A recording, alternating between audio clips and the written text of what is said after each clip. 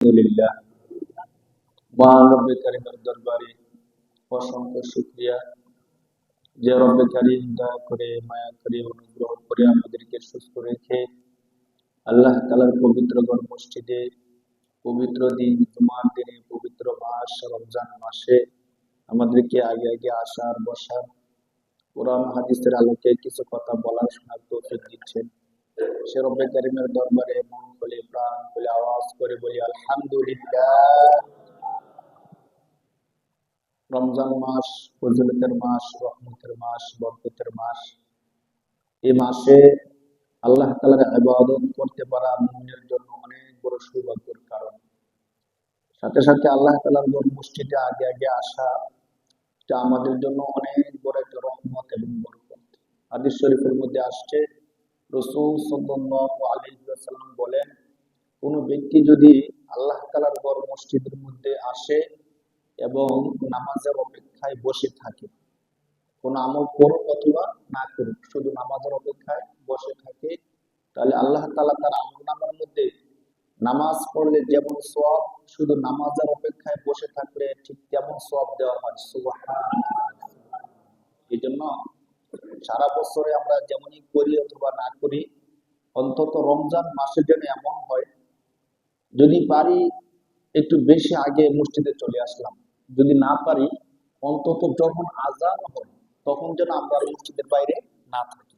আজানের পরেই তো নামাজ হয় না, তো আমরা যদি একটু আগে আগে চলে আসি, আজান হচ্ছে সাথে সাথে মসজিদে চলে আসলাম, হয়তো আজানের 15 মিনিট পরে নামাজ হবে অথবা আজানের আধা ঘন্টা পরে নামাজ হবে। এই যে সময়টা আমি আসলাম মসজিদের মধ্যে, দেখবেন মসজিদের বাইরে থাকলে দুনিয়ার অনেক কাজ করতে মন চায়, অনেক চিন্তা চেতনা আসে, অনেক সন্দেহ আসে, অনেক কিছু হয়। কিন্তু যখন আমরা উঁচু করে মসজিদে ঢুকে যাই, তখন কিন্তু আমাদের দিলে খারাপ কোনো চিন্তা আসে না, খারাপ কোনো কথা মুখ দিয়ে আসে না। তো এই যে একটা ভালো দিক, এই দিকটা কিন্তু আমাদের জন্য অনেক জরুরি একটা জিনিস। মসজিদের বাইরে থাকলে চায়ের দোকানে থাকি, রাস্তায় থাকি, ঘরে থাকি, হ্যাঁ, অনেকে আমরা সব কিছু ভালো, কোনো খারাপ আমরা করি না, কিন্তু ধরেন সামাজিক ভাবে আমাদের বাসার মধ্যে একটা টিভি রাখছি, তো যতক্ষণ ঘরের মধ্যে থাকি টিভি লাগাই রাখি, টিভি দেখতে থাকি, মনে করি টিভি সবাই দেখে আমি দেখি। মসজিদে আসলে কি আর টিভি দেখার সুযোগ হয়? হয় না। তাহলে আমি আজান দেওয়ার সাথে সাথে যদি আমি অন্তত মসজিদে চলে আসলাম, ওই সময়টা থেকে আমি বাঁচতে পারলাম। তেমন কোনো খারাপ কাজ করে না, চুরি করে না, ডাকাতি করে না, কিন্তু চায়ের দোকানে বসে থাকি, বসে থাকলে কিন্তু বিভিন্ন কথা উঠে, এমুকে কি করছে, তমুকে কি করছে, তার এই সমস্যা হয়েছে, ওর এই সমস্যা হয়েছে, এগুলিতে গীবত। আর গীবত করলে আল্লাহ কি দেয়? কবিরা গুনাহ দেয়। তো আজান হওয়ার সাথে সাথে যদি আমি মসজিদে চলে আসলাম, তো আমার গীবতটা হইল। তো ধরেন ঘরের মধ্যে টিভিও দেখি না, চায়ের দোকানে গিবত করি না, বাজারের মধ্যে এমনি ঘুরতেছি, রাস্তার মধ্যে এমনি হাঁটতেছি। তো রাস্তার মধ্যে হাঁটলে, বাজারের মধ্যে ঘুরলে অন্যান্য সবকিছুর সাথে অনেক বেপরদা নারীও থাকে, থাকে কিনা বলেন? আমি চাই অথবা না চাই, আমাদের চোখ তাদের উপর পরেই পড়ে। তো তাদের উপর পড়লো, কি হয়ে যায়? গুনাহ হয়ে যায়। বারবার তাদের দিকে, চেহারার দিকে তাকাইতে হয়।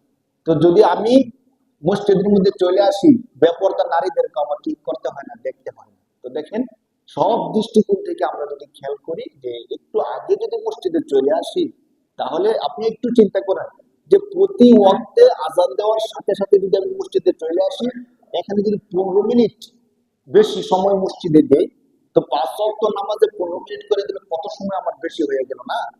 তো হাসরের ময়দানে হাদিস শরীফের মধ্যে আসছে, রাসূল সাল্লাল্লাহু আলাইহি ওয়াসাল্লাম বলেন যে হাসরের ময়দানে আল্লাহ পাক প্রতিটা বান্দাকে 5টা প্রশ্ন করবেন। কয়টা প্রশ্ন ভাই? 5টা প্রশ্ন। এর মধ্যে একটা প্রশ্ন হলো, আমি আল্লাহ তোমাকে যে জীবন দান করছিলাম, যে যৌবন দান করছিলাম, যে সময় দান করছিলাম, এই সময়টা তুমি কোন পথে ব্যয় করছো? এখন আপনাদেরকে আমি বলি, সমাজের মধ্যে আমরা যারা স্বাভাবিকভাবে ঘরের মধ্যে টিভি রাখছি, যুক্তি যদি বলি যে টিভি রাখছেন কেন, তো ওদের বাচ্চা কাচ্চা ঘরে রাখতে পারি না, টিভি না থাকলে বাচ্চারা অন্যের ঘরে চলে যায়, তো নিজের ঘরে রাখার জন্য কি রাখছি? টিভি রাখছি, অন্তত আমার বাচ্চাটা আমার ঘরে থাকুক, আমার ঘরে থেকে থেকে টিভি দেখি। আরো অনেক যুক্তি আছে টিভি রাখার, অনেকে বলে ওদের খবর শুনি, অনেকে বলে এই শুনি ওই শুনি।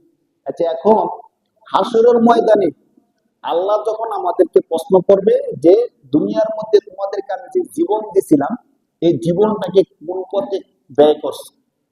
যদি আমরা আল্লাহর কাছে এই জবাবটা দেই যে তেমন খারাপ কিছু করি নাই, চুরি করি নাই, ডাকাতি করি নাই, মিথ্যা কথা বলি নাই, শুধু ঘরের মধ্যে বসে বসে টিভি দেখছিলাম, জবাবটা কি ভালো হলো না খারাপ হইলো বলেন?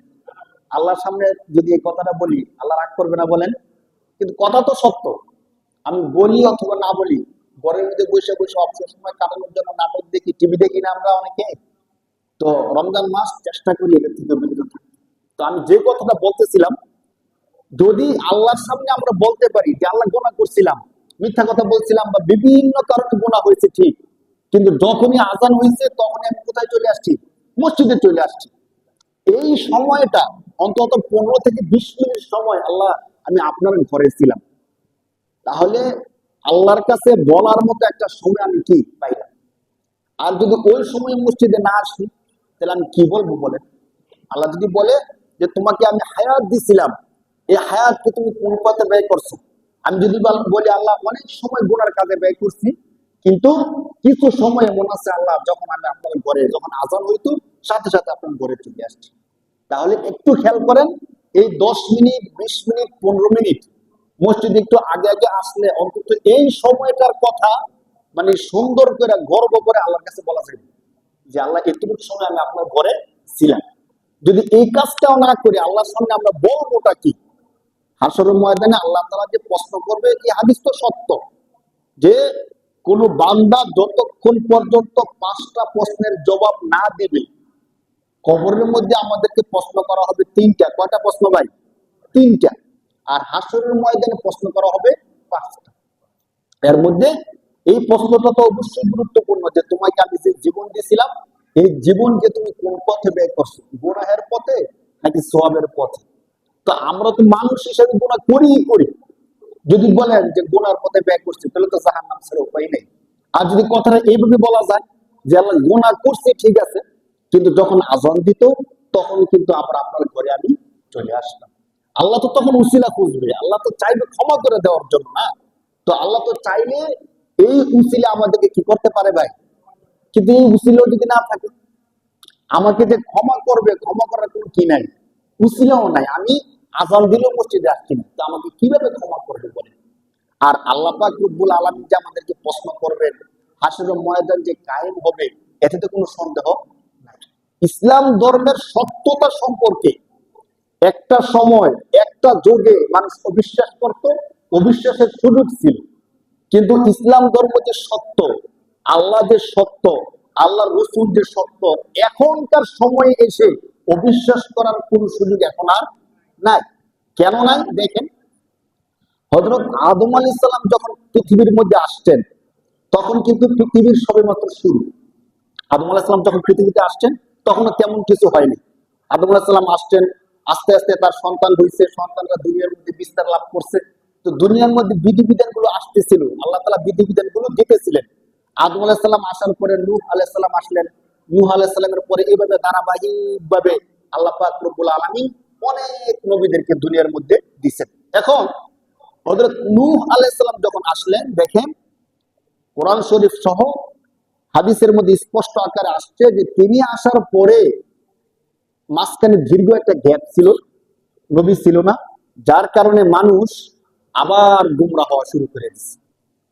আর গুমরা হওয়ার আরেকটা কারণ আছে, মানুষ তো আর শুধু শুধু এমনি এমনি গুমরা হয় না। যখন মাঝখানে কোনো নবী ছিল না, তখন শয়তান তাদেরকে ধোঁকা দেওয়া শুরু করে দিচ্ছে। তো তাদেরকে ধোঁকা দিতে দিতে দিতে দিতে তাদেরকে যখন আবার খারাপ বানায় ফেলছে, নূহ আলাইহিস সালাম আসলেন, তাদেরকে দাওয়াত দিলেন, কিন্তু তারা নূহ আলাইহিস সালামের কথাটা শুনলো না। আমরা এই কথাটা কেন বলতেছি? মানে মানুষের মধ্যে খারাপটা কিভাবে ধারাবাহিক ভাবে আসছে, আস্তে আস্তে আস্তে আস্তে আমাদের এই পর্যন্ত, পৃথিবীর শুরু থেকে নিয়ে এখন পর্যন্ত কি হয়েছে না হয়েছে আমরা জানি নাকি জানি না? জানি, অনেক কিছুই জানি। কিভাবে জানি? কোরআনের মাধ্যমে আল্লাহ পাক রব্বুল আলামিন আমাদেরকে জানাই দিছে। এখন দেখেন, আপনাদেরকে আমি সংক্ষিপ্ত কয়েকটা কথা বলি, যে কথাগুলো আমাদেরকে ইসলাম যে সত্য, এখন যে অবিশ্বাস করার কোনো সুযোগ নাই, এই বিষয়টা আমাদেরকে স্পষ্ট করে দিবে। দেখেন, হযরত নূহ আলাইহিস সালাম আসলেন, 950 বছর দাওয়াত দিলেন। দাওয়াত দেওয়ার পরে অল্প কিছু লোক, 80-82 সামথিং এমন কিছু লোক ঈমান আনছে, আর কেউ ঈমান আনে নাই। কত বছর দাওয়াত দেওয়ার পরে? 950 বছর দাওয়াত দেওয়ার পরে তো যারা ঈমান আনে নাই তাদেরকে নবী বলছে যে তোমরা ঈমান আনতেছো না, আল্লাহ তাআলা গজব দিবে। তো তারা বিশ্বাস করতেছিল না, আল্লাহ আবার কে, থেকে আবার গজব দিবে, আমরাই তো সবকিছু, আমরাই তো দেখতেছি, আল্লাহ আসমান থেকে গজব আবার কি করে দেয়। তো দেখেন, সত্যি সত্যি তারা না মানার কারণে আল্লাহ তাআলা নূহ আলাইহিস সালামকে বললেন যে তুমি একটা নৌকা বানাও। কোরআন শরীফের অনেক আয়াতের মধ্যে আল্লাহ তাআলা আলোচনা করছেন, বিশেষ করে 12 নম্বর পারার 5 নম্বর পৃষ্ঠা, 4 নম্বর থেকে শুরু করে 5 নম্বর পৃষ্ঠায় বিস্তারিত আলোচনাটা করছেন, পুরো পৃষ্ঠা ব্যাপী। নূহ আলাইহিস সালামকে বললেন যে তুমি একটা নৌকা বানাও। তো এখনকার সময় আমাদের নৌকার দরকার পড়ে, কারণ বর্ষাকাল আসে, বিভিন্ন নদী নালা এগুলো আছে, কিন্তু নূহ আলাইহিস সালাম যে অঞ্চলে ছিলেন ওই অঞ্চলে নৌকার দরকার ছিল না, মরুভূমি অঞ্চলের কাছাকাছি। তো সেখানে নৌকা দিয়ে কি করবে? তো নূহ আলাইহিস সালামকে বললেন যে তুমি নৌকা বানাও, নৌকার দরকার পড়বে, আমি আল্লাহ তাদেরকে প্লাবনের মাধ্যমে এমন শাস্তি দিব একবারে ডুবাইয়া মেরে ফেলবে। এই কথা জানে কে? নূহ আলাইহিস সালাম। জাতি তো আর জানে না, কিন্তু জাতিকে জানাইছি, জাতি বিশ্বাস করে। যখন নূহ আলাইহিস সালাম নৌকা বানাইতেছিলেন তো তারা ঠাট্টা বিদ্রুপ করতেছিল। কোরআন শরীফে স্পষ্ট আসছে যে তারা নৌকার পাশ দিয়ে যাইতো আর ঠাট্টা বিদ্রুপ করতো। দেখো, আগে তো এমনি মাথা নষ্ট ছিল, এখন আরো বেশি মাথা নষ্ট হয়েছে। এমন মরুভূমির মধ্যে তিনি কি বানাইতেছে? নৌকা বানাইতেছে। মরুভূমির মধ্যে নৌকা চলে? তো বিশাল আকারে নৌকা তিনি বানাইছেন, তার ঠাট্টা বিদ্রুপ করতেছিল। তো আল্লাহ তাআলা বলতেছে তোমরা এখন ঠাট্টা করতেছো, তোমাদের সাথেও ঠাট্টা করা হবে, অপেক্ষা করো। তো দেখেন, তারা কিন্তু, আমি যে কথাটা বলতে চেষ্টা করতেছি, তারা কিন্তু জানতো না পরবর্তীতে কি হবে। মানে সত্যিকার অর্থে এমন প্লাবন হবে যে প্লাবনের সব ধ্বংস হয়ে যাবে, তারা কি জানতো? মানে নবী বলছে কিন্তু তারা তো বিশ্বাস করতেছে না। তো তারা জানতো না এমন হতে পারে। তো সত্যি সত্যি আল্লাহ তাআলা প্লাবন দিলেন, জমিনের নিচ থেকে পানি উঠাইলেন, আসমান থেকে বৃষ্টির মাধ্যমে পানি দিলেন। এই দুই দিকের পানি এসে এমন হলো যে নূহ আলাইহিস সালামের নৌকার মধ্যে যারা ছিল শুধু তারাই বাঁচলো, বাকি সব কি হয়ে গেল? ধ্বংস হয়ে গেল। এখন দেখেন, ওই জাতি ধ্বংসের আগের ঘটনা জানতো, কিন্তু ধ্বংসের পরের ঘটনা ওই জাতি জানতো না। আর আমরা যারা আছি ধ্বংসের আগের ঘটনাও জানি, পরের ঘটনাও কি জানি। তাহলে আমরা তখন কিন্তু তারা অস্বীকার করছে, কারণ তারা জানতো না কি হবে না হবে, ইসলাম সত্য কিনা, আল্লাহ সত্য কিনা, রসুল সত্য কিনা, তারা তো জানে না, অস্বীকার করে ফেলছে। কিন্তু আমাদেরকে অস্বীকার করার সুযোগ আছে? আমরা তো স্পষ্ট জানছি যে নূহ আলাইহিস সালাম যা বলছে তা 100 কি হয়েছে। তারা জানবে কি করে? তারা তো ধ্বংস হয়ে গেছে, পানির মধ্যে শেষ, তারা যায়নি, আর কোনো কি নাই, লাভ নাই। কিন্তু আমাদেরকে আল্লাহ এই ঘটনা কেন বলছেন? আমাদেরকে এই ঘটনা এই জন্য বলছেন যে দেখো, তোমাদের পূর্বে একটা জাতি ছিল যাদেরকে আমার নবী সতর্ক করছিল, কিন্তু তারা বিশ্বাস করে নাই, বিশ্বাস না করার কারণে আমি তাদেরকে ধ্বংস করে দিছি। তোমাদেরকে বলতেছি তোমরা কিন্তু অবিশ্বাস করো না। তোমরা তো জানছো আল্লাহ যে সত্য, নবীর কথা যে সত্য ছিল, তারা জানছে না, ধ্বংস হয়ে গেছে, জাহান্নামী হয়েছে। কিন্তু তোমাদের প্রতি আমার বার্তা হলো তোমরা অবিশ্বাস করো না, তোমরা জাহান্নামী হয়েও না। সুবহানাল্লাহ। এই মেসেজ আমাদেরকে কে দিচ্ছেন? আল্লাহ দিচ্ছেন। আরেকটা জ্বলন্ত ঘটনা দেখেন, হযরত সালেহ আলাইহিস সালাম যখন আসলেন, জাতিকে দাওয়াত দিলেন। ইতিহাস বলে যে পৃথিবীর মধ্যে যত জাতি আসছে, আদ সামুদ, তারা ছিল সবচেয়ে শক্তিশালী জাতি। দেহ ছিল তাদের অনেক বিশাল, এবং শক্তি ছিল অনেক, প্রচন্ড শক্তি ছিল তাদের গায়ে। প্রমাণ কি? আমরা স্বাভাবিকভাবে বাড়ি ঘর করি, ধরেন এখন তো ইটের বাড়ি ঘর করি, কাঠের টিনের বাড়ি ঘর করি। তারা কি করতো? পাহাড়ি এলাকায় পাথরের যে পাহাড় গুলো আছে, আপনারা জানেন যারা বিভিন্ন দেশে সফর করছেন, কিছু পাহাড় আছে পাথরের, তারা ওই পাথরের পাহাড় কেটে বাড়িঘর তৈরি করত। তাদের ক্ষমতাটা, তাদের শক্তিটা কি পর্যায়ের ছিল দেখেন। তাহলে ইতিহাস বলে যে পৃথিবীর মধ্যে সবচেয়ে শক্তিশালী জাতি ছিল আদ এবং সামুদ। তাদের পূর্বে এত শক্তিশালী জাতি আসে নাই, এবং তাদের পরেও এত শক্তিশালী জাতি আর আসবে না। এখন এই শক্তিশালী জাতির কাছে আল্লাহ তাআলা নবী হিসেবে প্রেরণ করলেন সালেহ আলাইহিস সালামকে। সালেহ সালাম আসলেন, আসার পরে তাদেরকে দিনের দাওয়াত দিলেন যে তোমাদের শক্তি আছে, ক্ষমতা আছে, সবকিছু তোমাদেরকে এগুলো দিছে কে? আল্লাহ। ঠিক আছে, তোমরা পাহাড় পাহাড় কাইটা বাড়িঘর বানাইতেছো, সবকিছু করতেছো, তোমরা আল্লাহ তাআলাকে মানো। তাহলে এখানে যেমন তোমরা শান্তিতে থাকতেছো, আখিরাতে তোমরা শান্তিতে থাকবা। তারা মানলো না। তারা বললো আমরা এত ক্ষমতাধর জাতি, আমাদেরও কি আল্লাহ হইতে পারে নাকি? বলেন নাউজুবিল্লাহ। একটা সত্য কথা কি জানেন, মানুষ দুইটা জিনিস যখন মানুষের মধ্যে চলে আসে, একটা হলো টাকা পয়সা সম্পদ, আরেকটা হলো ক্ষমতা, তখন সে মনে করে আমি স্বয়ং সম্পূর্ণ। দেখবেন যাদের এই দুইটা জিনিস অনেক বেশি আছে, তারা আল্লাহকে মানে বেশি মানতে চায় না। পাঁচ ওয়াক্ত নামাজ স্বাভাবিকভাবে আমরা যারা মধ্যবিত্ত আছি, স্বাভাবিকভাবে খেয়ে পরে সমান সমান আছে, দেখবেন তারা স্বাভাবিকভাবে পাঁচ ওয়াক্ত নামাজ পড়ে। এমপি, মন্ত্রী, চেয়ারম্যান স্বাভাবিকভাবে পাঁচ ওয়াক্ত নামাজ, কথা সত্য না মিথ্যা বলেন, একবার পাঁচ ওয়াক্ত নামাজ স্বাভাবিক এমপি যারা আছে পাঁচ ওয়াক্ত নামাজ পড়তে চায়? পড়তে চায় না। কোন নামাজটা পড়বে? তাহলে জুমার নামাজটা অথবা ঈদের নামাজটা, বেশি থেকে বেশি বড় কেউ মরলে জানাজার নামাজটা। এলাকার নেতা কেউ মারা গেছে, এমপি সাহেব আসছে, তার কি নামাজ পড়তে বলেন? জানাজা নামাজ। না পড়লে কি হবে? এক এলাকার একটা গণ্যমান্য লোক মারা গেছে, এমপি সাহেব জানাজা আসে নাই, এটা খারাপ দেখা যায়, সামনে ভোট ব্যাংক কমে যাওয়ার সম্ভাবনা আছে। জুমার নামাজটা না পড়লে মানুষ বলবে মুসলমান, এমপি সাহেব মুসলমান, জুমার নামাজটা পড়ে না। তাহলে এই নামাজগুলো কি সোয়াবের উদ্দেশ্যে নাকি মানুষকে দেখানোর উদ্দেশ্য হয়? দেখানোর উদ্দেশ্য হয়। তো বাস্তবতা হলো, যখন টাকা এবং ক্ষমতা একসাথে হয়ে যায়, তখন আল্লাহকে মানুষ আর কি রাখে না, মনে রাখে না। তখন মনে করে না যে আমার উপরে কেউ থাকতে পারে বা আমার উপরে কেউ আছে, এটা স্বাভাবিকভাবে মনে হয় না, কম মনে হয়। তো ওই জাতি যখন প্রচুর ক্ষমতাশীল হয়ে গেছে, তাদেরকে দাওয়াত দেওয়ার পরে তারা মনে করতেছে আমাদের এত ক্ষমতা, আমরা পাথরের পাহাড় কেটে বাড়িঘর বানাই, আমাদের উপর কি আল্লাহ হইতে পারে? আল্লাহকে তখন সাল্লাল্লাহু আলাইহি সাল্লাম বলেন, আল্লাহ হলেন মহা ক্ষমতাধর, যিনি তোমাদেরকে বানাইছেন, যিনি দুনিয়া বানাইছেন, সবকিছু বানাইছেন। তো তারা বলতেছে আমাদেরকে বানাইছে, এটা আবার কেমন? আমরা তো নিজেরাই হয়েছি, সবকিছু আমাদের নিজেদের। কোরআন শরীফের মধ্যে ঘটনা আসছে 19 নম্বর পারা, বিভিন্ন পাড়ার মধ্যে আসছে, বিশেষ করে 19 নম্বর পাড়ার মধ্যে এই ঘটনা আসছে। 30 নম্বর পারা ওয়াশ-শামসি ওয়া দুহাহা, এই সূরার মধ্যে তাদের এই ঘটনা আসছে। তারা সাল্লাল্লাহু আলাইহি সাল্লামের কথা বিশ্বাস করলো না। তারা বলল যে না, আমরা মনে করি না যে আমাদের থেকে শক্তিশালী কেউ আছে বা আমাদের থেকে অন্য কেউ নবী হইতে, আল্লাহ হইতে পারে, আমরা এটা মনে করি না। সাল্লাল্লাহু আলাইহি সাল্লাম অনেক করে তাদেরকে বুঝাইলেন। তো দেখেন, যে জাতি যেমন, তাদের কথাবার্তা চিন্তা চেতনার ধরনও হয় তেমন। যেমন আমাদের নবী যখন আসলেন, বিভিন্ন ভাবে দাওয়াত দিলেন, তারা বিশ্বাস করলো না। তো সর্বশেষ কাফেররা আমাদের নবীকে বললেন যে আপনি যে নবী, একটা প্রমাণ দেন। তো কি করে প্রমাণ দেব?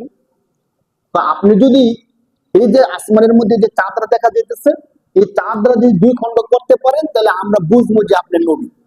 আর যদি না পারেন, তাহলে আমরা বুঝবো আপনি কিনা। এই কথাটাকে একটা হটকারী কথা না বলেন? মানে চাঁদ দুই খণ্ড হলে তোমার লাভ কি? চাঁদ দুই খণ্ড হইল, তোমার লাভ হইল কি? কোন লাভ আছে বলেন? এরপরও তারা দাবি করছে, আল্লাহ তাআলা সেই দাবিকে সত্য করে দেখেছে, ঠিক কিনা বলেন?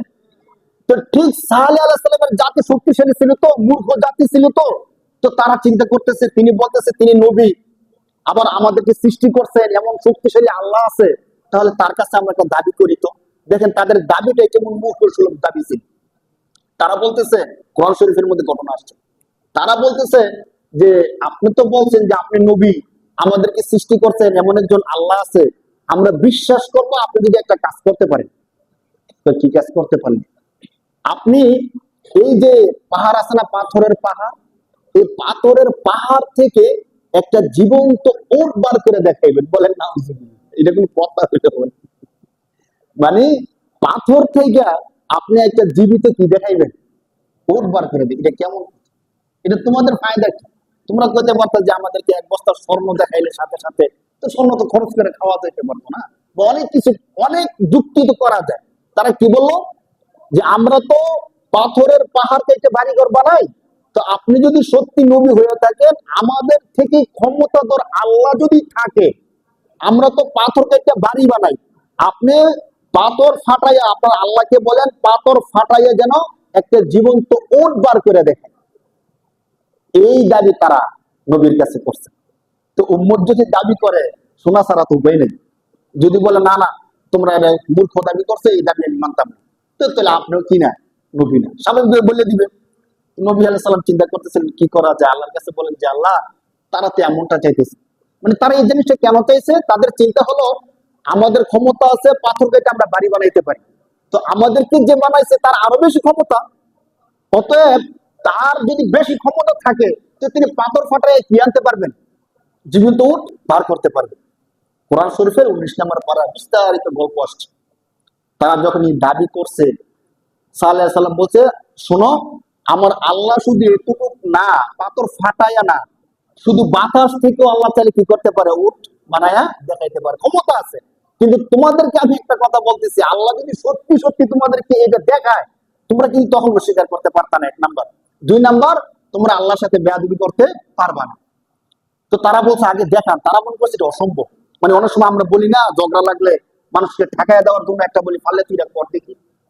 আমরা জানি সেটা পারবো না, এই জন্য বলছি সে পারবো না, সে পরে মাইনা নিবে যে আমি পারতেছি না। তো তারা এমনই একটা কথা বলছে যে নবী পারবে না, তখন বলবে যে আপনি নবী না। কিন্তু আল্লাহ যখন চাইলেন যে না, তারা যে দাবি করছে আমি সেই দাবি তাদেরকে দেখাবো, সত্যি সত্যি সাল্লাল্লাহু আলাইহি সাল্লাম সমস্ত জাতিকে ডাকলেন, তোমরা আসো, তোমরা যে দাবি করছো সত্যি আমার আল্লাহ তোমাদের এই দাবি পুরা করবে। জাতি সবাই আসলো। আসার পরে যে বিশাল আকৃতির পাথর ছিল, পাহাড়, পাথরের পাহাড়, সবাই তাকায় দিছে যে সবাই যদি গোপনে হয় যে তোমরা গ্রামে থাকো, আমি পাহাড় থেকে এই উট নিয়ে আসবো, তাহলে তো বলবে যে আপনি কোথায় কিনে নিয়ে আসছেন না। দেখেন এখানে আল্লাহ কয়েকটা কাজ করছেন। এক হলো সবার চোখের সামনে আল্লাহ পাক রব্বুল আলামিন এই পাথরকে ফাটাইয়া বিশাল আকৃতির একটা উট নিয়ে আসছেন। সুবহানাল্লাহ। ওটা কেমন ছিল? তাফসীরের মধ্যে আসছে, স্বাভাবিক যে উট ছিল এই উটগুলো থেকে অনেক গুণ বেশি বড় আকৃতির ছিল, এবং খাবারের জন্য তার আলাদা সবকিছুর প্রয়োজন ছিল। যদি সাধারণ উট হইতো তখন তারা বলতো কি যে এই ছোট্ট একটা উট আনছেন, এটা মনে জাদুটা দিয়ে নিয়ে আসছেন। তারা যেন অস্বীকার করতে না পারে এই জন্য উটটা তাফসীরের মধ্যে আসছে সাধারণ উট না, বিশেষ এক ধরনের একটা উট আনছে। পরবর্তীতে হয়েছে কি যে উটটা যদি খাবার খাইতে যাইতো, তাহলে অন্যান্য উট যারা ছিল, অন্যান্য প্রাণী যারা ছিল, তারা আর খাবার পাইতো না। সুবহানাল্লাহ। ওটার খাবারটা কি অবস্থা ছিল! আর যে গাছ থেকে পানি খাইলে অন্য উটগুলো আর পানি খাওয়ার জন্য পানি পাইতো না। এই জন্য আল্লাহ পাক রব্বুল আলামিন একটা দিন ঠিক করে দিয়েছেন যে ওটা দুনিয়ার মধ্যে থাকবে একদিন, সপ্তাহে একদিন শুধু এই উটটা কি খাবে, পানি খাবে, খাবার খাবে, পানি খাবে। আর যেই দিন এই উটটা পানি খাবে, খাবার খাবে, ওই দিন তোমরা তোমাদের পশুগুলোকে খাবার আর পানিও খাওয়াতে যায় না। তো দেখেন আমি যে আলোচনাটা করতেছিলাম যে তারা কিন্তু একটা হটকারী দাবি করছে যে আপনি পাথর ফাটাইয়া একটা জীবন্ত কি দেখান, উট দেখান। আল্লাহ সত্যি সত্যি পাথর ফাটাইয়া একটা জীবন্ত উট দেখাইলেন, এবং শুধু উট, সাধারণ উট না, অসাধারণ একটা উট, যে সপ্তাহে একবার খাইলে অন্য প্রাণীগুলো খাবারের খানা আর পায় না। তো এই ঘটনা যে দেখাইছেন, এটা গোপনে নাকি সবার চোখের সামনে? এখন কি অবিশ্বাস করার কোনো কিছু আছে? না। এখন একটা বিষয় এখন আমরা আলোচনাটা করি। এখন যদি সালেহ আলাইহিস সালামের এই ঘটনা দেখার পরে সবাই বিশ্বাস করে ফেলে, তাহলে তখনকার সময়ে যারা নেতৃবৃন্দ ছিল, যারা ক্ষমতাশীল ছিল, যারা দাপটশীল ছিল, তাদের দাপট ক্ষমতা থাকবে না শেষ হয়ে যাবে? থাকবে না শেষ হয়ে যাবে? সবাই এক বাক্যে কাকে মানতে হবে? সালেহ আলাইহিস সালামকে মানতে হবে, এবং সালেহ আলাইহিস সালাম যা বলবে তাই শুনতে হবে। তো যুগে যুগে যারাই ক্ষমতাশীল ছিল, তারা আল্লাহ তাআলার নবীদেরকে মানে নাই শুধু এই জন্য যে মানলে তাদের ক্ষমতা কি হয়ে যাবে। একবার স্পষ্ট ভাবে আবু জেহেল বলছিল যে মুহাম্মদ সাল্লাল্লাহু আলাইহি সাল্লাম যে সত্য, এটা আমি জানি, এবং হাজার হাজার কাজের দ্বারা প্রমাণ যে তিনি কি নবী, সত্য নবী। কিন্তু ওনাকে সত্য মানলে আমার যেই ক্ষমতা, আমার যে নেতাগিরি, নেতাগিরি আর থাকবে না। তখন তারা দেখলো, দেখার পর সালেহ আলাইহিস সালামকে কি করলো না, মানলো না। কোরআন শরীফে আসছে তারা মানলো না। শুধু মানছে না এতটুকু না, সালেহ আলাইহিস সালাম বলছে দেখো তোমরা আমাকে মানো অথবা না মানো, এই যে উটটা আল্লাহ তাআলা নিয়ে আসছে, না কতুল্লাহ, কোরআন শরীফের শব্দ, এটা হলো আল্লাহর উটনি। কার উটনি? আল্লাহ। অতএব তোমরা এই উটনির সাথে কোনো কিছু করো না, সাবধান, এর কাছেও যায় না। তোমরা যদি কিছু করতে যাও তাহলে কিন্তু তোমাদের ভয়াবহ শাস্তি হয়ে যাবে। কারণ সালেহ আলাইহিস সালাম বুঝতেছিল যে তারা তো আমাকে মানবে না, কিন্তু এটা যতদিন থাকবে ততদিন পর্যন্ত প্রমাণ যে আমি নবী সত্য। আমি নবী কি না সত্য না হলে উট কিভাবে আসছে? কাফেররা বুঝতে পারছে যে এই উট থাকলে আস্তে আস্তে মানুষ একদিন না একদিন নবীকে মানবে। এই জন্য তারা চক্রান্ত করছে যারা সর্দার ছিল তারা কিছু লোক একজন লোক ঠিক করছে যে তুমি এই ওটটাকে হত্যা করে ফেলো। সাল্লাল্লাহু আলাইহি সাল্লাম স্পষ্ট নিষেধ করছে যে আল্লাহর উট নিয়ে এটাকে হত্যা করলে কিন্তু তোমাদের অনেক ক্ষতি হবে। আমাকে তোমরা শাস্তি দাও, আমাকে তোমরা যা বলো বলো, কিন্তু এই আল্লাহর নিদর্শন একই কিছু করলে কিন্তু তোমাদের অনেক ক্ষতি হবে। কিন্তু তারা সেই কাজটাই করলো। সত্যি সত্যি তারা এই উটনিকে হত্যা করে দিল। নাউজুবিল্লাহ। যখন হত্যা করে দিল, সাল্লাল্লাহু আলাইহি সাল্লাম বলল, তোমরা যে কাজটা করছো কাজটা ঠিক করো নাই। 3 দিনের মধ্যে আল্লাহ তাআলার পক্ষ থেকে এমন আযাব আসবে যে আযাবে তোমরা সবাই ধ্বংস হয়ে যাবে। তারা তো বিশ্বাস করছিল না। ঠিকই 3 দিনের মধ্যে আল্লাহর পক্ষ থেকে এমন আযাব আসছে, আযাব আইসা সমস্ত জাতিকে কি করে দিয়েছেন আল্লাহ তাআলা? ধ্বংস করে দিয়েছেন। এই যে দেখেন, আমরা যে আলোচনা করতেছিলাম, উট যে আসবো কি আসবো না, তখন কিন্তু জাতি বুঝতো না সত্য নাকি সত্য না। তারা মনে করছে না এটা কি সম্ভব, পাথর ফাইটা উট আসা। দ্বিতীয়, উটকে হত্যা করার পরে আল্লাহর আযাব 3 দিনের মধ্যে আসবো কি আসবো না তারা কি জানতো? নবী বলছে তারা বিশ্বাস করে নাই, কিন্তু ঠিকই আযাব আসছে এবং তারা কি হয়ে গেছে। এখন এই পুরো গল্প আমরা জানি কি জানি না বলেন?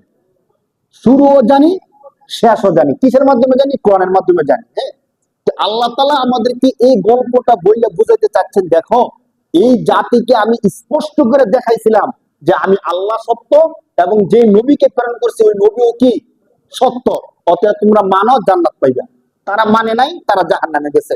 তোমাদেরকে বলতেছি, তোমাদের কাছে এই গল্প বলতেছি এই জন্য তোমরা যেন এখন আর অবিশ্বাস না করো। এখন যদি তোমরা আমি আল্লাহকে মানো, আমার কোরআনের যে বিধান আছে ওই বিধানগুলোকে মানো, 5 ওয়াক্ত নামাজ পড়ো, তাহলে তারা জাহান্নামে গেছে, কিন্তু তোমাদেরকে আমি আল্লাহ পুরস্কার স্বরূপ মহা পুরস্কার জান্নাত দিব। সুবহানাল্লাহ। এই গল্পটি এই জন্য আল্লাহ তাআলা বলছেন। তো ঠিক এইভাবে করতে করতে করতে করতে আল্লাহ তাআলা যতগুলো নবী দুনিয়ার মধ্যে প্রেরণ করছেন, সব নবীকে, প্রায় সব নবীকে তার জাতি পরীক্ষার মধ্যে ফালাইছেন। আর পরীক্ষার মধ্যে যখন ফালাইছেন ওই জাতি জানছে, আর কেউ জানছে না। কিন্তু আমরা হলাম এমন বিশেষ এক জাতি, কোন নবীর সাথে কি হয়েছে, কিভাবে হয়েছে, ফলাফল কি, সবকিছু আমরা জানি। ঠিক কিনা বলেন? ইব্রাহিম আলাইহিস সালামকে আগুনের মধ্যে ফালাইছে। তারা তো মনে করছে ইব্রাহিম আলাইহিস সালাম আগুনের মধ্যে পুড়ে জ্বলে শেষ। কিন্তু আগুনের মধ্যে কি ইব্রাহিম আলাইহিস সালাম পুড়ছিল বলেন? তো আগুনের মধ্যে যে আগুনের স্বভাব হলো পোড়ায়া দেওয়া, জ্বালায়া দেওয়া। কিন্তু আগুন যে 40 দিন পর্যন্ত জ্বলার পরেও ইব্রাহিম আলাইহিস সালামের একটা পশমও পড়তে পারে নাই, এই ক্ষমতা কার ছিল? আল্লাহর ছিল। এরপরও কি আল্লাহকে অবিশ্বাস করার কোনো সুযোগ আছে বলেন? এই ঘটনাগুলো কোরআন শরীফের 17 নম্বর পারার 5-6 নম্বর পৃষ্ঠার মধ্যে আল্লাহ তাআলা ইব্রাহিম আলাইহিস সালামের এই ঘটনা বলছেন। তো এই ঘটনাগুলো আল্লাহ কোরআন শরীফের মধ্যে বারবার কেন বলছেন? যাতে করে আমরা বিন্দু পরিমাণ সন্দেহ না করি। ইসলাম যে সত্য, আল্লাহ যে সত্য, নবী যে সত্য, দেখেন কেন আমাদেরকে মানে বিশ্বাসটা কেন করতে হয়। এই যে জুমার নামাজ পড়তে আসছি, প্রায় 1 ঘন্টার সময় আমরা মসজিদের মধ্যে থাকবো। এদিকে সারা দিন না খায় থাকতেছি। আমরা কি কোনো কিছু দেখছি বলেন? আমরা কি কেউ নবী দেখছি? আল্লাহকে কোনোদিন কেউ দেখছি? দেখি নাই। জান্নাত জাহান্নাম দেখছি? দেখি নাই, কিচ্ছু দেখি নাই, শুধু শুনছি। এই শোনার পরেই আমরা ঘন্টার পর ঘন্টা আল্লাহর ঘর মসজিদে বসে রয়েছি। এই ফজরের পর থেকে নিয়ে সন্ধ্যা পর্যন্ত কোনো কিছু খাবো না। কার উপর বিশ্বাস করে? নাকি দুনিয়ার কোন মানুষের উপর বিশ্বাস করে বলেন? আমরা যদি গোপনে গোপনে খাই, কে বুঝতে পারবে, ধরতে পারবে?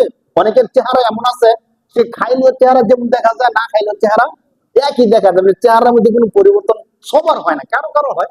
কিন্তু অনেক মানুষ এমন আছে, খাইলেও চেহারা যেমন আশ্চর্য, না খাইলেও চেহারা একই দেখা যায়। এখন সে যদি গোপনে গিয়ে পানি খাই আইসা বলে আমি রোজা আছি, আমরা কিছু করতে পারবো বলেন? কিন্তু এরপরে সে খায় না, কেন খায় না বলেন? আল্লাহর জন্য খায় না। এরপরে না, রাত্রিবেলাতে সারাদিন রোজা রেখে ক্লান্ত হয়ে গেছি, রাত্রি তো ঘুমিয়ে পড়বো অথবা ধরেন অবসর নিব, কিন্তু রাত্রিতে আইসা আবার দাঁড়ায় দাঁড়ায় কোরআন তেলাওয়াত শুনতেছি, 20 রাকাত নামাজ দাঁড়ায় দাঁড়ায় পড়তেছি। কার জন্য পড়ি ভাই?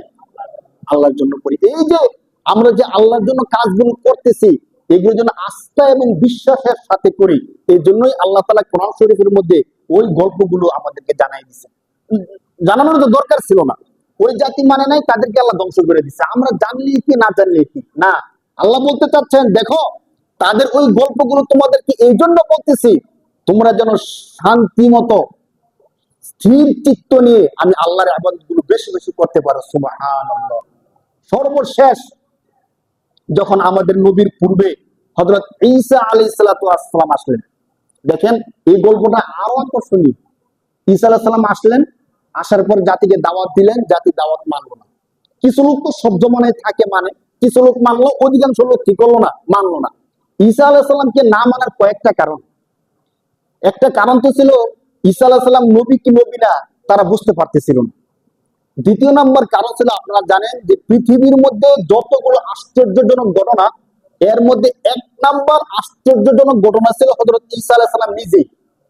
কারণ পৃথিবীর সমস্ত মানুষ বাবা এবং মা এর মাধ্যমে দুনিয়ার মধ্যে আসছে, শুধুমাত্র ঈসা আলাইহিস সালাতু ওয়াস সালাম কার মাধ্যমে আসছেন? মায়ের মাধ্যমে আসছেন। তার কোনো কি ছিল না? বাবা ছিল না। তো তার যেহেতু বাবা ছিল না, আল্লাহর কুদরতের মাধ্যমে আল্লাহ তাআলা ঈসা আলাইহিস সালামকে দুনিয়ার মধ্যে দিয়েছেন। এই জন্য অনেকে তাকে বিশ্বাস করতেছিল না, বিশ্বাস করতে পারেনি স্বাভাবিকভাবে। অনেক বড় ইতিহাস, কোনোদিন সময় পেলে বলবো। তো ঈসা আলাইহিস সালামকে বিশ্বাস করলো না, করতে পারতেছিল না। তখন তার আশেপাশে যারা ছিল তারা বলতেছিল যে আমাদের মনের সন্দেহ দূর করার জন্য, বা যারা আপনাকে নবী মনে করে না, আপনাকে অবিশ্বাস করে, বা যারা আপনাকে নিয়ে ভিন্ন মন্তব্য করে, তাদেরকে দেখানোর জন্য আপনি আমাদেরকে একটা কারবার দেখান। তো কি কারবার দেখছেন তো? অন্য নবীরা কি বলছে, অন্য নবীদেরকে তার উম্মত কি বলছে। ঈসা আলাইহিস সালামের জাতি যারা ছিল তারা বলল যে আপনি যদি সত্যি নবী হয়ে থাকেন, যারা আশেপাশে ছিল তারা বিশ্বাস করতো, আপনি সত্যি নবী, এটা বিশ্বাস করানোর জন্য আপনি এক কাজ করেন। আপনি তো বলছেন যে আল্লাহ আছে, জান্নাত আছে, জাহান্নাম আছে, সবকিছু আছে। আপনি এক কাজ করেন, জান্নাত থেকে আমাদের জন্য একবেলা খাবারের ব্যবস্থা করেন। সুবহানাল্লাহ, চিন্তা করে দেখেন, আমরা মৃত্যুবরণ করার পরে জান্নাতে গেলে আর পরে আল্লাহ কি দিবেন? জান্নাতের খাবার দিবেন। তো সে শুনছেন ঈসা আলাইহিস সালাম তো স্বাভাবিকভাবে বলতে গেলে আমরা বলি না যে নেক কাজ করেন, ভালো কাজ করেন, আল্লাহ জান্নাত দিবেন, জান্নাতের খাবার দিবেন, জান্নাতের খানা এই। আপনাকে কেউ কোনদিন বলছেন যে ওই যে ঠিক আছে তাহলে আল্লাহকে একদিন বলেন আমাদেরকে জান্নাতের খাবার দিতে? এমন কথা কিন্তু আমাদের মনেও কি আসে না। কিন্তু কেমন জাতি ছিল চিন্তা করে দেখেন। যখন বয়ান করছে তাদেরকে বুঝাইছে যে ভালো কাজ করলে জান্নাত পাবেন, খারাপ কাজ করলে জাহান্নামে যাইবেন। তো তারা বলতেছে আচ্ছা তাহলে এক কাজ করেন, জান্নাতে যাওয়ার পরে তো সারা জীবন থাকবো, খাবো, তো এখন অন্তত এক বেলার জন্য জান্নাত থেকে আমাদেরকে কি এনে দেন? খানা এনে দেন। চিন্তা করেন, এটা কি খালি কথার কথা যে জান্নাত থেকে খানা এনে দেবেন? তো এমন তো বিষয় না যে ঠিক আছে আপনারা বাড়িতে গিয়ে ঘুমান, সকালে উঠে দেখবেন জান্নাতে খাবার এসে রয়েছে। এমন করলে তো তারা কি করবে না? বিশ্বাস করবে না। একবারে চোখের সামনে তারা দেখতে হবে যে আসমান থেকে খাবার নামতেছে, তারা খাবার খাবে, খাওয়ার পরে বুঝবে যে স্বাদ কেমন। হ্যাঁ ঠিক আছে, স্বাদ ঠিক আছে, তখন তারা বলবে হ্যাঁ আমরা অ্যাকসেপ্ট করলাম, ঠিক আছে না, এবার আপনি সত্য নন। ঠিক এমনটাই হয়েছে। তারা বলছে স্বাভাবিকভাবে হলে আমরা বিশ্বাস করব না।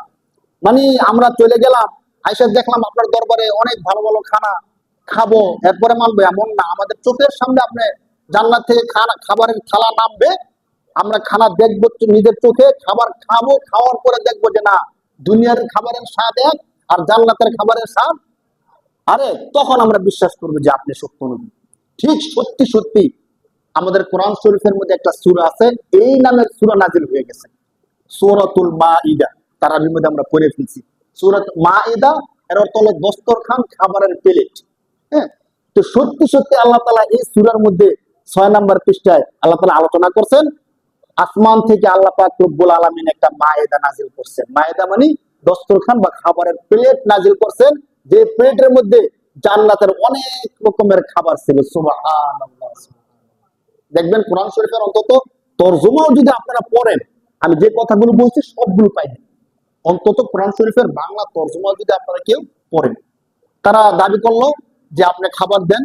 প্রথম নবী বলছিল তোমরা বলো কি, দেখি দাবি হলো আল্লাহর ইবাদত করতে থাকো, মৃত্যুর পরে আল্লাহ দিবে।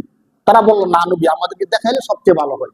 তখন ঈসা আলাইহিস সালাম আল্লাহ তাআলার কাছে বলল, ক্বালা ঈসা ইবনে মারইয়াম আল্লাহুম্মা রাব্বানা আনজিল আলাইনা মাইদাতাম মিনাস সামা তাহবি ইলাইহিম ওয়ারযুকহুম মিনাস সামারাতি লাআল্লাহুম ইয়াশকুরুন। ঈসা আলাইহিস সালাম বলেন যে আল্লাহ, রব্বানা, হে আমার রব, আনজিল আলাইনা, আপনি আমাদের উপর নাজিল করেন, মাইদাতাম মিনাস সামা, আসমান থেকে খাবারের প্লেট নাজিল করেন। আর আপনারা একটা কথা জানেন যে যত নবী ছিল সমস্ত নবীগণ ছিলেন মুস্তাজাবুদ দাওয়াত। এর অর্থ হলো নবীরা যে দোয়া কবুল করতেন আল্লাহ তাআলা সেই দোয়া কি করতেন? কবুল করে নিতেন। তো তিনি যখন দোয়া করলেন আল্লাহ তাআলা তার এই দোয়া কবুল করছেন। বাকি আল্লাহ তাআলা একটু কথা বলছেন যে শোনো নবী, তারা যে দাবি করছে আমি দাবি পুরো করব, কিন্তু এই দাবির পরেও যদি আপনাকে কেউ অস্বীকার করে, লাউ আযিবান্নাহু আযাবান শাদীদা, আমি আল্লাহ তাদেরকে প্রচন্ড রকমের শাস্তি দিব। কেন? কারণ আমরা শুধু শুনছি, মানতেছি না, কিন্তু চোখের সামনে দেখার পরেও যদি কেউ অস্বীকার করে তার কিন্তু আর কোনো কি নাই, ছাড় নেই। তো যুগে যুগে এই গল্পগুলো আসছে। ঠিক আসমান থেকে খাবারের বর্তন আসছে, খাবারের মধ্যে জান্নাতের খাবার ছিল, যারা দাবি করছে তারা সবাই খাবার কি করছে, খাইছে। খাওয়ার পরে বুঝছে যে না সত্যি এটা জান্নাতের খাবার। এরপরে গিয়ে বলছে যে হ্যাঁ নবী, আপনি কি নবী? সত্য নবী। চিন্তা করে দেখেন, এই ঘটনা হলো আমাদের নবীর আগের নবীর ঘটনা, হযরত ঈসা আলাইহিস সালামের ঘটনা। এই ঘটনাগুলোই তো প্রমাণ হয়ে যায় যে আল্লাহ সত্য, ইসলাম সত্য, নবী সত্য। ঠিক কিনা বলেন? এই গল্পগুলো মানে ইসলাম সত্য হওয়ার জন্য কি আর কোনো কিছু দরকার পড়ে? এখন দেখেন, এই সবগুলো ঘটনা কোরআন শরীফের মধ্যে আসছে, এর মানে হলো আমি যে কয়েকটা গল্প বলছি এই সবগুলো ঘটনা কোথায় আছে? সরাসরি কোরআনে আছে। আমি আপনাদেরকে রেফারেন্স দিয়ে বলছি। তো কোরআনের মধ্যে আছে, এর মানে হলো ঘটনাগুলো সত্য। আর ঘটনাগুলো সত্য এর মানে হলো আল্লাহ সত্য, আল্লাহ রসুল সত্য, কোরআন সত্য, ইসলাম সত্য। ঠিক কিনা বলেন? এখন যদি সত্যি আল্লাহ সত্য হয়, কোরআন সত্য হয়, ইসলাম সত্য হয়, তাহলে কোরআনের যতগুলো কথা বিধান আছে এই বিধানগুলো সত্য নাকি মিথ্যা? সত্য। কোরআনের সমস্ত বিধানগুলো যদি সত্য হয়, আমরা যদি এই বিধানগুলো না মানি, আমাদের জন্য জান্নাত নাকি জাহান্নাম? জাহান্নাম সরাসরি। মানে এই সবগুলো সত্য প্রমাণ হয়ে যাওয়ার পরেও আমি যদি নামাজ ছেড়ে দিই, যে হাদিসের মধ্যে রাসূল সাল্লাল্লাহু আলাইহি সাল্লাম বলছেন যে নামাজ ছেড়ে দিলে, একজন ব্যক্তি যদি নামাজ ছেড়ে দেয় তার জন্য হাজার হাজার বছর জাহান্নাম। কি বলেন? আমরা কি একদিনের জন্য জাহান্নামের আগুন সহ্য করতে পারবো বলেন? সম্ভব? যদি কোরআন সত্য হয়, নবী সত্য হয়, তাহলে নামাজ না পড়লে জাহান্নামে যেতে হবে, কথা সত্য না মিথ্যা? আরেকটা কথা জিজ্ঞেস করি, কঠিন হয়ে যায়। যদি সবকিছু সত্য হয়, সুদি কারবার করলে জাহান্নামে যেতে হবে, কথাটা সত্য নাকি মিথ্যা? এই কথা যদি আমি এখান থেকে বলি, দেখি আপনারা রাগ করার বিষয়। কারণ আমি তো আপনাদেরকে কোরআনের বিধানটা জানাই দিতেছি। কেউ যদি রাগ করে কোরআনের সাথে রাগ করবে, কেউ রাগ করলে অন্য কিছুর সাথে রাগ করবে, নাকি এখান থেকে যারা বলে তাদের সাথে রাগ করবে? তাদের সাথে যে রাগ করে কেমন হয়ে গেল? কারণ আমাদেরকে তো এখানে বসানো হয়েছে কোরআনে কি আছে বলার জন্য। ঠিক কিনা বলেন? হাদিসে কি আছে বলার জন্য। এখন আমি এখানে বসে যদি কোরআনের কথাটা না বলি, হাদিসের কথাটা না বলি, কতগুলো কিচ্ছা কাহিনী, মিষ্টি খাওয়ার সুন্নত, শুধু সুন্নত মানে মিষ্টি খাওয়ার গল্পগুলো যদি বলি, কোরআনের কথাগুলো যদি না বলি, আমি কি আমার দায়িত্বটা পালন করলাম? তাহলে কি লাভ হলো আমাকে এখানে বসে? তো দেখেন, এই জন্য আমি যে কথাগুলো বলি, কথাগুলো যদি কোরআন থেকে বলি, আমি যে কথাগুলো বলি যদি সহিহ হাদিস থেকে বলি, তাহলে কি আমার উপর রাগ করার কোনো বিষয় আছে ভাই? না। বরং মনে মনে বলতে হবে, আমি যদি অপরাধের করে থাকি, অপরাধের জন্য ছেড়ে দিই। ঠিক কিনা বলেন? আর যদি অপরাধ না করে থাকি, আলহামদুলিল্লাহ, আমি আল্লাহর একটা সাচ্চা একটা বান্দা, যে বান্দাকে আল্লাহ পুরস্কার স্বরূপ জান্নাত দিবেন। সুবহানাল্লাহ। আল্লাহ বলছেন, বান্দা তোমরা যদি দুনিয়ায় থেকে কোরআনকে সত্য মেনে কোরআনের বিধানগুলো মানতে পারো, আমি আল্লাহ আ'দাতু লিইবাদিয়াস সালিহিন মা লা আইনুন রাআত ওয়ালা উযুনুন সামিআত ওয়ালা খাতারা আলা কলবি বাশার। আল্লাহ বলেন, বান্দা যদি দুনিয়ার মধ্যে থেকে কোরআনকে সত্য মেনে আমি আল্লাহর ইবাদতগুলো করতে পারো, আমি আল্লাহ জান্নাতের মধ্যে তোমাদের জন্য এত চমৎকার ভাবে বাগান সাজাইছি, যে জান্নাতের বাগান কোন চোখ দুনিয়ায় কোনোদিন দেখে নাই। সুবহানাল্লাহ। আল্লাহ বলেন, দুনিয়ার সব দেখছো, কিন্তু আমি আল্লাহ তোমাদের জন্য এত চমৎকার জান্নাত সাজাইছি, যে জান্নাত দুনিয়ার মধ্যে কোন চোখ কোনোদিন দেখে নাই। ওয়ালা উযুনুন সামিআত, কোন কান এই জান্নাতের বর্ণনা কোনোদিন শুনে শেষ করতে পারে নাই। ওয়ালা খাতারা আলা কলবি বাশার, শুধু এতটুকু না, কোনোদিন তোমরা কল্পনা করেও শেষ করতে পারবে না। সুবহানাল্লাহ। অনেক কিছু আছে হয়তো আমরা দেখছি, না দেখলে আমরা শুনছি, না শুনলেও আমরা কিন্তু মনে মনে অনেক বড় বড় বিষয় কল্পনা করি। ঠিক কিনা বলেন? মানে মনে মনে মনে করি যে আমার 100 তলা একটা বিল্ডিং হবে, স্বর্ণের একটা বাড়ি হবে, অনেক কিছু কল্পনা করতে পারি না? আমাদের এমন শক্তি আছে, কল্পনা তো করতে পারি অন্তত। কিন্তু আল্লাহ বলতেছেন, বান্দা আমি আল্লাহ যে জান্নাত তোমাদের জন্য সাজাইছি, তোমরা কল্পনাও করতে পারবা না এত সুন্দর। সুবহানাল্লাহ। চিন্তা করে দেখেন তো ভাই, ওই জান্নাত যদি পাইতে হয়, আমাদেরকে আল্লাহর বিধানগুলো মানতে হবে কি হবে না বলেন ভাই? যে আল্লাহ আমাদেরকে নামাজ পড়ার জন্য বলছেন, মসজিদে আসছি নামাজ পড়তে, ওই আল্লাহ আমাদেরকে আবার জাকাত দেওয়ার কথা বলছে, ঠিক কিনা বলেন? যে আল্লাহ নামাজ পড়তে বলছেন সে আল্লাহ কি দিতে বলছেন? জাকাত দিতে বলছেন। অতএব আমরা যেমন নামাজ পড়তেছি, আল্লাহর বিধান মানতেছি, ঠিক জাকাত যদি দেই তাহলে কার বিধান মানা হবে? আল্লাহর বিধান। জাকাত যদি না দিই আল্লাহর বিধান মানা হবে না। এমন না যে আল্লাহর একটা বিধান মানলাম আর একটা বিধান মানলাম না, এর নাম মুসলমান না। যদি মানি আমাকে সবই মানতে হবে। যদি আমাকে জান্নাত পেতে হয় কি করতে হবে ভাই? সবই মানতে হবে। রমজান মাস আপনারা জানেন প্রতি বছরই এই মাস যখন ঘুরে আসে, অন্য অন্য সমস্ত আবাদতের সাথে গুরুত্বপূর্ণ একটা আবাদত থাকে দান সৎকা। কি ভাই? দান সৎকা। অতএব আমরা যেন জাকাতের যে টাকাটা দেই, ফেতরার যে টাকাটা দেই, দান সৎকা করলে যেমন সওয়াব হয়, জাকাত এবং ফেতরা গুলো আদায় করলে এর চেয়ে আরো অনেক বেশি সওয়াব হয়। সুবহানাল্লাহ। এই জন্য আপনারা একটা কাজ করবেন, আমাদের যত সম্পদ আছে জাকাত দেওয়ার সবাই, যদি অনেকে এমন মনে করে কি আমার যে অবস্থা, যে টাকা পয়সা ঋণ, আমার মনে হয় জাকাত আসে না, মানে আমরা মনে মনে কই যে আমার মনে হয় জাকাত আসে না, সে জাকাত আর দেয় না। এমন না করি ভাই। আপনি মনে মনে ভাবতেছেন আমার মনে হয় জাকাত আসবে না, আমার তো অনেক টাকা ঋণ, কিন্তু যদি এমন হয় যে মাসালায় কোন দিক থেকে এমন হয়েছে যে আপনার জাকাত আসে, তখন আপনি কি করবেন? আপনি ভাবছেন জাকাত আসে না, এই জন্য আপনি জাকাত দিলেন না, কিন্তু শরিয়ার দৃষ্টিকোণ থেকে আপনার উপর জাকাত আসছে। তো জাকাত না দেওয়ার কারণে যে টাকাটা রয়ে গেছে, এই টাকাটা হয়তো আপনি খাইবেন, নয়তো আপনার স্ত্রী খাবে, নয়তো আপনার লাইফে দিয়ে দিলে আপনার সন্তানরা খাইবে। তাহলে আপনার সন্তানরা কিসের টাকা খাইছে ভাই? জাকাতের টাকা খাইছে। কেমন হয়ে গেল মানে বিষয়টা? অনেক মা বোনরা আছে কানের মধ্যে জিনিস পরিধান করে, স্বর্ণের জিনিস পরিধান করে, স্বর্ণের মালিক। তো মনে করে কি যে স্বর্ণের জিনিস পরিধান করতেছি, স্বর্ণের জিনিস পরিধান করতেছি, এগুলোর উপর কি আর জাকাত আসে? জাকাত দেন। তাহলে আপনি জাকাত না দেওয়ার কারণে মনে করছে জাকাত আসে না, এই জন্য জাকাত দেয় না। তাহলে প্রতি বছর বছর জাকাত না দেওয়ার কারণে কতগুলো গুনাহ আমাদের হচ্ছে। মা বোনরা যে স্বর্ণের জিনিসগুলো পরিধান করে, আপনাদেরকে ছোট্ট একটা মাসালা আজকে বলে দিই, এরপরের জুমায় আমরা জাকাত এবং ফিতরার মাসালাগুলো বিস্তারিত বলবো। মা বোনরা যে স্বর্ণ রূপা ইত্যাদি পরিধান করে তার উপর জাকাত আসে যদি জাকাতের যোগ্য হয়। যেমন আপনাদেরকে বলি, জাকাত এবং জাকাতের বিষয়টা হলো, যখন 52.5 ভরি রূপা এবং 7.5 ভরি স্বর্ণ হয় তখন জাকাত আসে। তো আপনারা অনেকে এমন আছে যে আমাদের কাছে তো এত স্বর্ণ এত রূপা নাই, এই জন্য মানে আমরা যে ভুলটা বুঝি, কেন বুঝি আপনাদেরকে একটু বলি।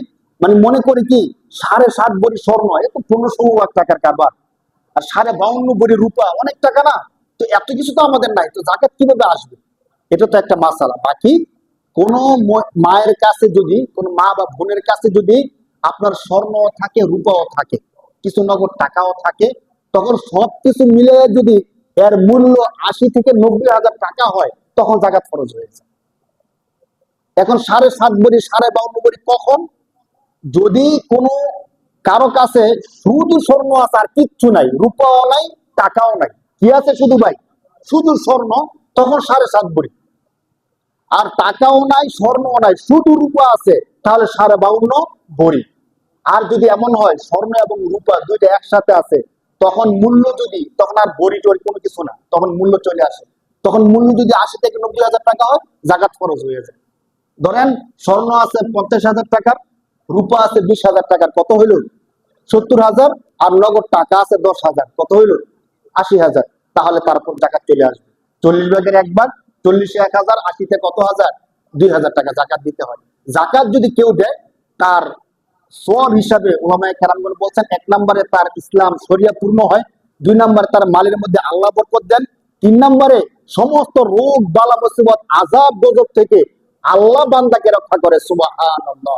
এজন্য জাকাতকে আমরা চাপ না মনে কইরা, আল্লাহর পক্ষ থেকে রহমত মনে কইরা, আমাদের যাদের উপর জাকাত আসছে আমরা সবাই হিসাব করে জাকাত গুলো দিয়ে দেব ইনশাআল্লাহ। আপনাদের কাছে আমার একটা কথা হলো, আপনারা এককভাবে কোন একজন আলিমের সাথে যোগাযোগ করেন, সবাই একজন আলিমের সাথে যোগাযোগ করেন যে আমার এই আছে, এই নাই, আমি এই অবস্থায় আছি, এখন যদি আপনি বলেন আমার জাকাত আসে কিনা বা আমার ফিতরা দিতে হয় কিনা, জাকাত দিতে হলে কত দিতে হবে, ফিতরা দিতে হলে কত দিতে হবে।